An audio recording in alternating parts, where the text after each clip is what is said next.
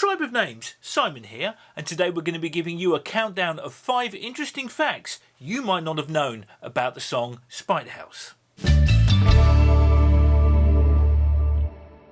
Number 5. So if you've never heard of a Spite House, don't worry, I hadn't heard of them until a few years ago myself.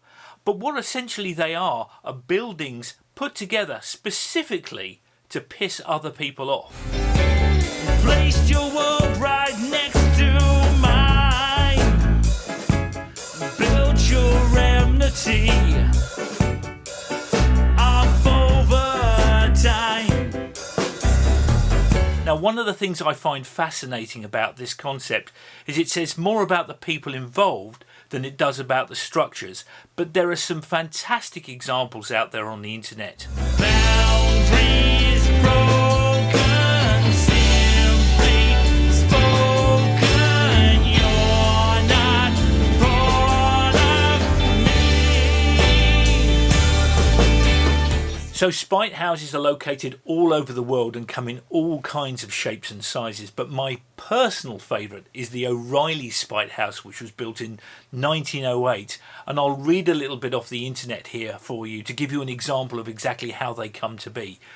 In 1908, Francis O'Reilly owned an investment parcel of land in West Cambridge, Massachusetts, and approached his abutting land neighbour to sell the land for gain. After the neighbour refused to buy the land, O'Reilly built a 308 square foot, that's 28.6 metres, building measuring 37 feet, that's 11 metres or so long, and 8 feet, which is 2.4 metres wide, to spite the neighbour.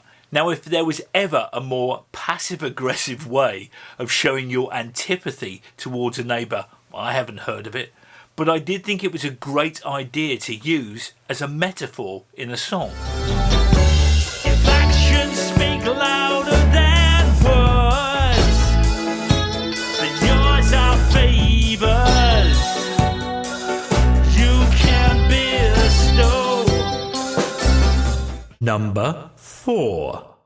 Now, being the ignoble bastard that I am, I thought I'd extend the metaphor a little bit further into the idea of social media and how people you've never met before, and indeed I've never met before, can ingratiate themselves into your world and suddenly become a massive pain in the arse. There's a very famous Chinese curse that says, "May you live in interesting times," and when it comes to social media, I think we've all encountered that small percentage of people that make our lives a little bit more interesting out there on internet land, and it seemed like an excellent subject matter to put under the microscope of a song.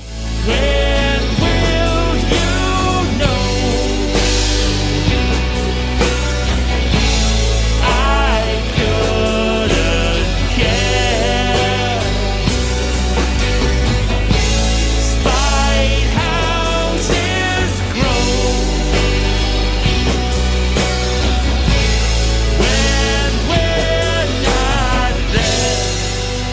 Number 3. Now, when we reconvened some 16 or so weeks ago under the new moniker of Tribe of Names, we looked back at some of the old Valdez material to see if any of it still held some relevance. Unfortunately, we all felt Spite House had that relevance.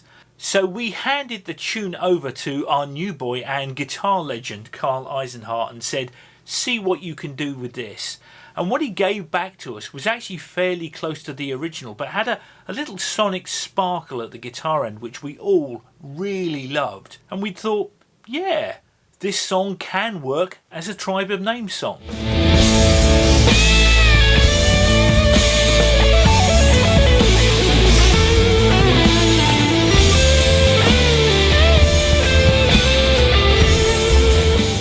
This video is sponsored by Naps. Naps. Because fuck you, work. Number 2. Now, in a related point to fact number 3, one of the things that very few bands ever speak about is no matter how good you are as a musician, if you don't have the collective musical chemistry to do what's necessary, that's it. You're done. And we were thinking to ourselves when we lost our keyboard player at the start of this year, what if we've lost that chemistry?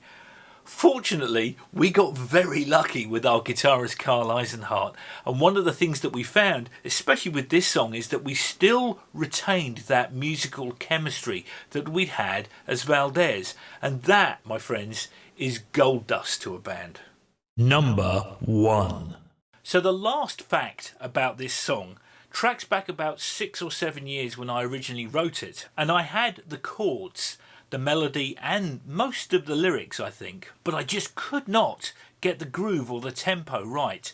And I remember one day I'd been working on it just after I'd arrived here in the US full time, and I'd spent the entire day trying to get this song to work, and it just wouldn't. So later on that evening, I was sitting in front of the television idly watching a documentary on Elton John's Goodbye Yellow Brick Road. And it came to the song Benny and the Jets, and that song just had this groove which stuck in my mind. And now, I'd never been a huge fan of Elton John up until that evening, but watching that documentary about that album turned me into a fan. I just thought, this is a perfect slice of genius. So I decided what I'd do with Spite House was slow the song down, and all of a sudden it just worked. I just didn't know a song could groove like that, and once I slowed my own song down, all of a sudden it worked. The lyrics had weight, the song had a lilt about it, it was perfect. So that's it. 5 facts about the song Spite House. Thanks for sticking around to the end, and we will see you very soon. Take care. Goodbye.